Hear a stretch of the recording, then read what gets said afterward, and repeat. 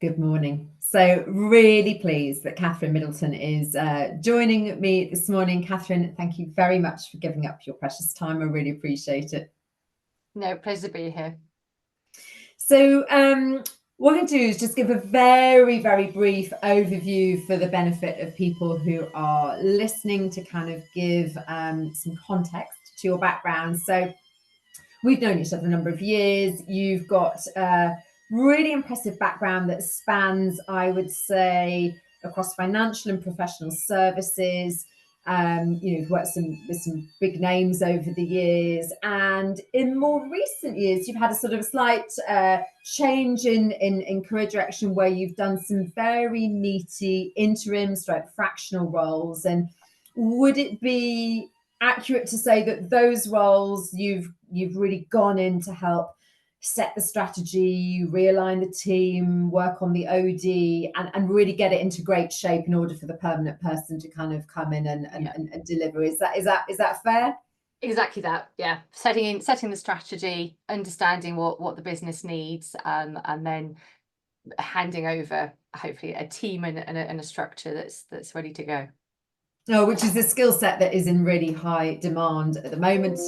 In terms of the various content and videos that we're putting out, we always see a spike in interim as you have times of sort of economic uncertainty. So I'm sure your skills will be in high demand.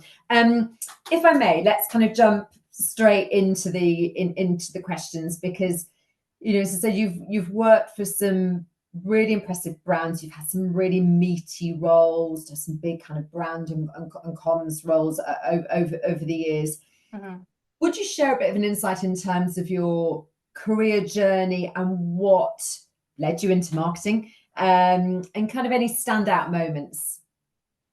Certainly. I think marketing for me happened by chance. I did psychology at university, which I loved, and found it, the blend of sort of the science, the statistics around psychological testing. I loved it. But actually, I wanted to work in publishing. That was my dream. And so applied on spec quite a few years ago now to about 100 publishers, and absolutely, wanted to be an editorial. And I got 3 replies, 2 interviews, and I got a job. And it was as a sales and marketing assistant for an academic publishers.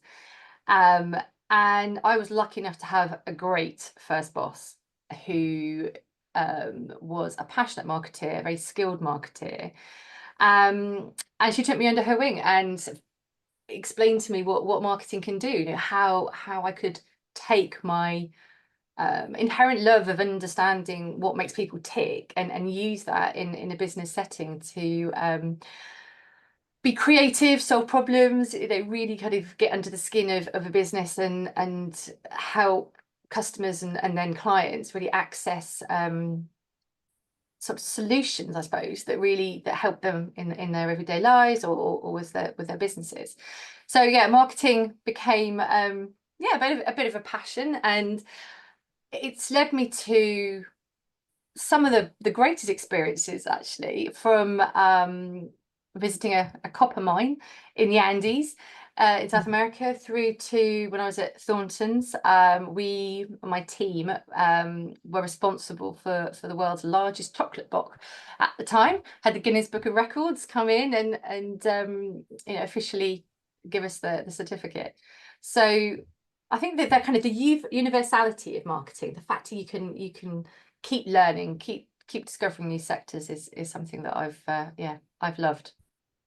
You mentioned you did a psychology degree. Has that been a helpful degree in terms of working in the world of marketing? Definitely. I think from a perspective, just understanding how people's minds work and how they tick, and that you can influence those minds, it's a great context. It's a great starting point. The other part were the statistics. A lot of marketing requires rigorous understanding of KPIs and data, and so having that sort of grounding in statistics early on in my life has been really useful. Let's talk about strategy, because I know strategy is an area that you've got deeply honed skills, as demonstrated particularly with those kind of interim roles you've done in more recent years. Yeah. How do you, the $1 million question, how do you get stakeholders on board with your plans? It is exactly that. It's a real challenging one, and stakeholders is the key word, because it's not necessarily just your team or your bosses or shareholders. It's a wide group of people. For me, there's always two kind of key steps. First of all, which is define the problem, get everybody to actually agree. What is it we're trying to solve here? Because then that naturally lends itself to, well, then what is the solution? And everyone agrees that that goal state, what does good look like? Once you've sort of plotted your A to B, the key part then is bringing people along with you through effective communication, basically. And communication can be about successes en route, it can be about progress, it can be about milestones reached. But it really is just thinking, why am I communicating an update on the strategy? What is it I want someone to think or feel or do as I've communicated to them? And have I chosen the right time, the best channel? Have I got the right message? And for me, that constant communication and making people feel that they're not being done to, but they are absolutely part of any strategic solution is vital. Oh, how true. How very, very true. Thinking forward, and obviously we had the Festival of Marketing very recently, and everyone was talking about what's on their agenda and priorities. What do you think will be a priority for senior marketers over the next few years?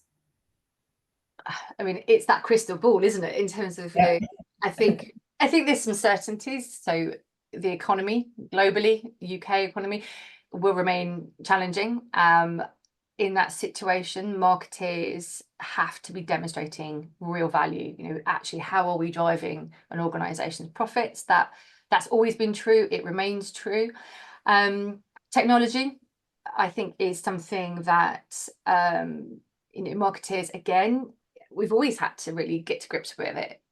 Consumers are accessing media in newer, quicker, more consistent ways than they ever have done. But things such as AI, what does that mean for marketeers? Is it, it's originally it was super helpful, I think, in driving some of the martech in terms of algorithms and helping to really come up with sort of more validated approaches using client data and customer data.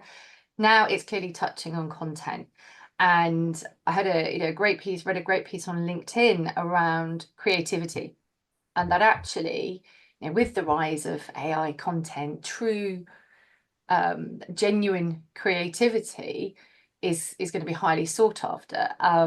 I think I take it one step further and say it's going to be the blend of the two, because I think AI has an incredibly important and powerful role to play in honing really kind of creative ideas, and marketeers definitely need to be at the forefront of that. And I suppose my sort of own passionate area of interest around sustainability and ESG. I think senior marketers need to understand the role of building trust with clients, with consumers in that area. How do we get authentic messages over that businesses are absolutely striving to achieve their goals, their sustainability goals, or their social goals? Because no company is doing it perfectly, but you can have an honest conversation about where you're going. Yeah, okay, that was a very thorough answer. I like that. You kind of touched on kind of data and bits within that. So as a senior leader, what's typically on your sort of marketing dashboard, if you like? What are the KPIs that you will track as a marketing leader? There are so many. I think it's the key thing, isn't it? There are literally probably thousands now of KPIs you can track. I think for me, probably an oldie but a goodie is the Net Promoter Score is my number one. At its simplest, asking a customer or a client, you know, would they recommend your service, your brand, your company, your product to their peers, to their friends, to their family? And if they say no, I mean, that's a pretty clear Yeah, indicator not a that problem. problems, and you need to start doing a deep dive. So at a sort of senior level, at a strategic level, I think MPS, although it is a blunt tool, is a great starting point just to sort of litmus test the kind of organization. I think then the next one's probably, again, it's quite a simple one, but it is ROI. And, you know, understanding, are you actually bringing in profit for your company with the activities that you're doing, not just revenue? For the simple reason of, you know, do you do more of something or do less of something? How do you know if it's working? And again, that's a simple, but I think a powerful metric. And then I guess linked to that, the two I tend to watch because they have such an interesting intersection is your cost of acquisition and your lifetime value. Because your cost of acquisition, you can suddenly go, oh, you know, cost me £50 to get this customer and they've only spent £100. Was it really worth it? But then you suddenly realize actually, you know, their life is 10 years and suddenly it changes everything on its head. So I think the interplay of those two are kind of really important. So they tend to be the four kind of top ones I keep a look on, and then kind of I'll, you know, deep dive if I need to. And they're varied enough to give you a fairly good picture then across the board. Yeah. And also I think to, you know, keep senior execs and more importantly finance engaged, that you do have a handle on, you know, what your spend is bringing in, you know, what is it, what is marketing driving? So thinking of advice, and you know, to put context around this question, so we started doing this Q&A series originally 2 years. It's been running exactly 2 years, and it kind of struck me that a lot of our, you know, we look after head of, director and chief of, and a lot of our heads of were coming to us and saying, you know, we're not getting the exposure that we used to get to the very senior leaders. You know, we want to learn from them, we want to be mentored by them, etc. So it was an idea born out of that. And part of the questions that we ask is about advice that you would share. So, you know, thinking of your, you know, career to date, is there advice that you would share with people who are at that either head of or director level, who are setting their sights on that senior leadership team? You know, what would you share with them? You know, how do they get themselves to that role, to that level? I think it's an interesting one. I think you've actually hit one of the words, nails on the head, words on the head, is advice. Actually, asking, you know, going back to it, if you have a really clear understanding of what senior leadership means to you. So for some people, it could be, you know, head of brand or and going at the brand route and in consumer organizations. For other people, it might be more leadership in terms of managing teams and individuals. What does it look like for you to be a leader, and who's doing it well? Who do you kind of admire or would like to kind of ask advice of? I think the things for me that have worked well in terms of my career and getting to the leadership levels that I've got to have been kind of hard won, painfully won bits of experience, which was authenticity is number one. I was given some really well-meaning advice to completely change my personality if I wanted to be a leader.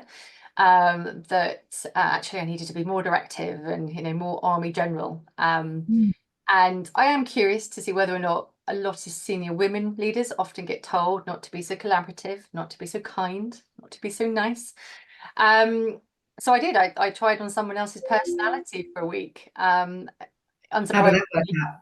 yeah, really badly. I think I managed to confuse the team and upset myself. But it's quite a good friend of mine. I bought myself an education, and that authentic piece is so essential. You know, you are you, and you are great, and you can be a great leader.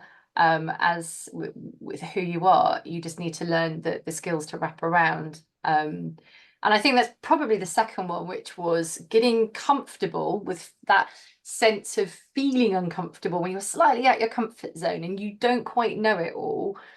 Actually, now that's a feeling I welcome, because it means I'm learning, I'm discovering something new that I didn't know, or I'm broadening my experience or learning a new sector. So that whole being comfortable with being uncomfortable, I think is really, really important.